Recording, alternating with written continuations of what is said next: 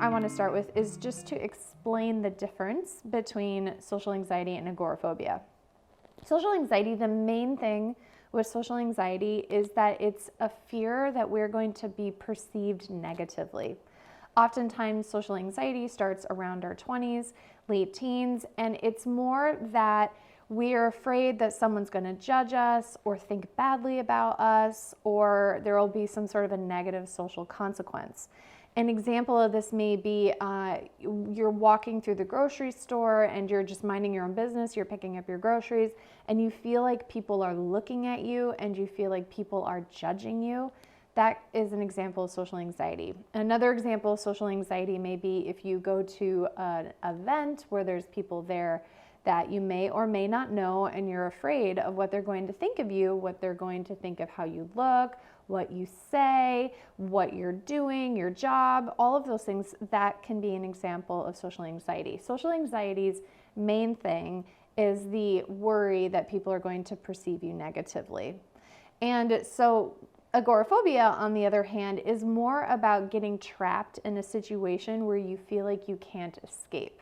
And so oftentimes people mistake agoraphobia for claustrophobia. They sound similar, right? They have the phobia on the end. But agoraphobia is more when we're afraid of getting trapped in a situation where we can't escape and we can't be taken care of or take care of ourselves.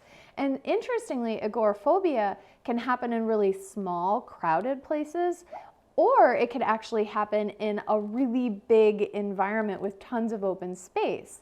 So an example of agoraphobia, it may be if you get in a car and you're driving cross country and there's wide open spaces and you don't see anybody, and you may experience fear that something's going to happen to you, and you may need support or an emergency vehicle, and you don't know how to get there. You don't know how to get into a place of safety. So that's an example of agoraphobia. Another example of agoraphobia is if you go to like a sporting event or a concert venue and there's crowds of people everywhere and you're looking around and you can't see an easy route for escape. So that's an example of agoraphobia.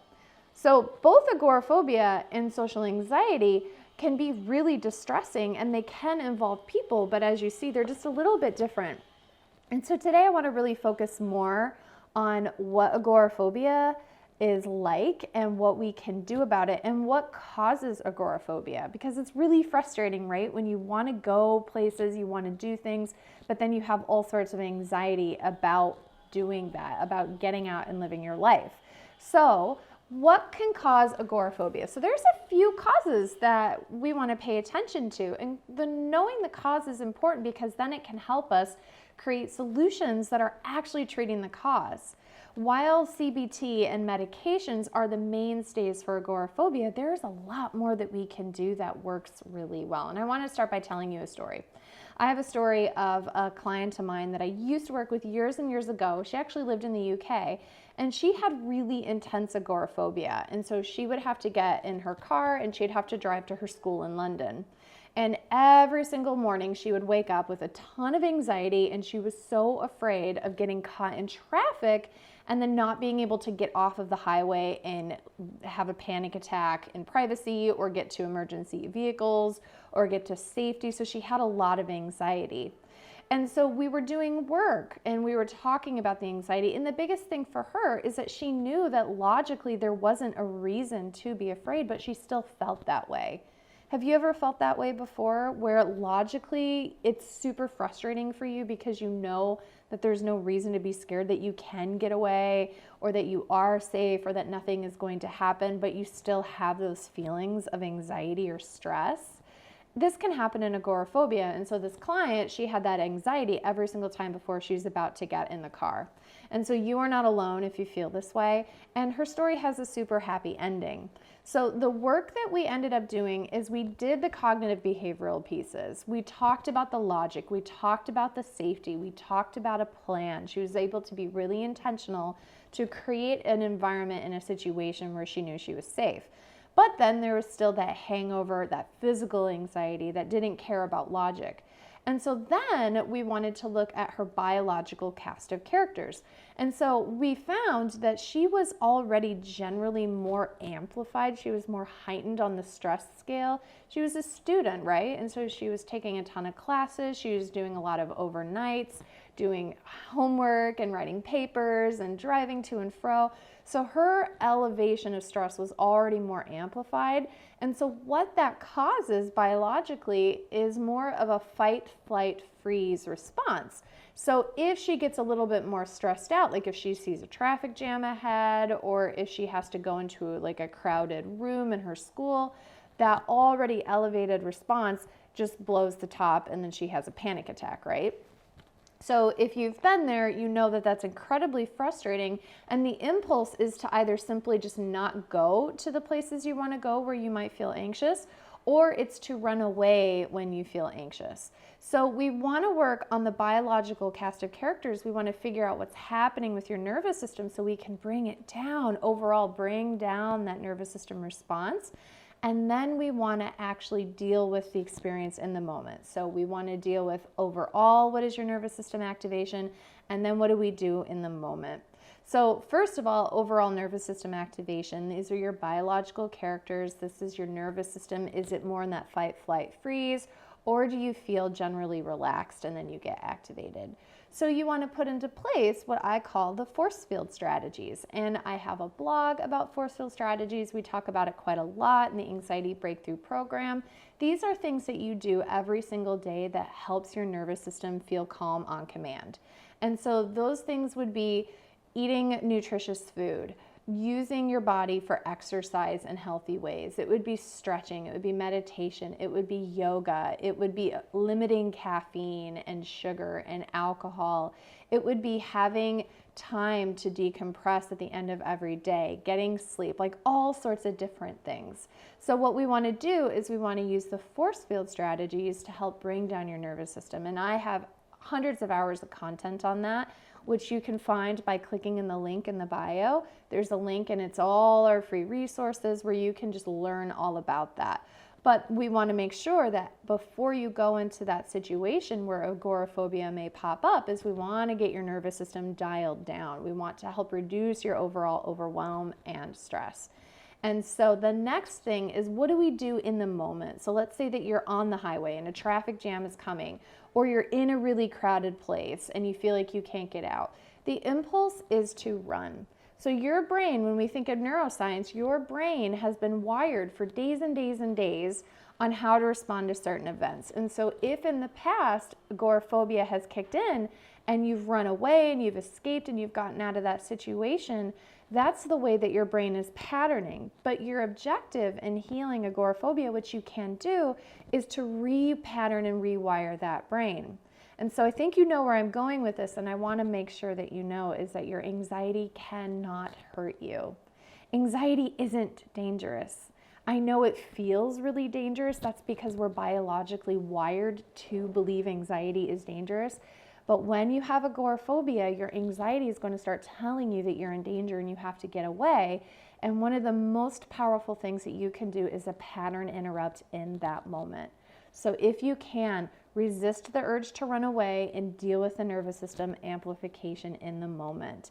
And so how do you do that? One of my favorite ways is to use the panic pack. If you haven't been on our page before and you haven't heard of the panic pack, I'm so excited that you're hearing about it now. The panic pack is something that I teach you that you can make, that you can carry with you. So if you're gonna go on a car ride, or if you're going to go somewhere crowded, you can hook up your little panic pack. I made mine in a really glittery fanny pack. You can put it in a little purse or a shoulder satchel, and you carry this with you. I also made you a guided meditation that you can listen to that walks you through using the panic pack, and I think it's really great. And all of these resources are free.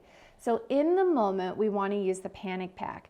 And so the panic pack has essential oils that stimulate the brainstem that can make us feel really physically panicked and anxiety. We also have a little straw for helping with breathing, because we know that the breath can target your autonomic nervous system and help pull you out of the fight, flight, freeze. We also have cold chemical packs, and so you can break the pack and put cold on your face. And what that does is it evokes what's called a dive response, which brings you out of fight, flight, freeze. And so what we basically want to do is we want to help you deal with the anxiety in the moment, because the way that you wire it is the way your nervous system is going to fire it. So we're talking about the differences between social anxiety and agoraphobia. We talked about how social anxiety is really you being anxious, or me being anxious about being negatively perceived about others. Agoraphobia, on the other hand, really centers around feeling more like trapped, unable to get out, that powerless, and that can happen in big groups of people. So you've probably heard about people going to concert venues or sporting events and feeling really trapped and scared, and they don't want to go out in public. So the next thing that we talked about is I shared with you a story of one of my clients who was able to be free from agoraphobia. And the two main things that she did is she dealt with her nervous system amplification before going out to these events, so that her threshold was better, so that it wasn't as amplified when she got nervous, and to deal with the anxiety, the agoraphobia, the panic in the moment. And so we're talking about using force field strategies to bring down your nervous system to protect you.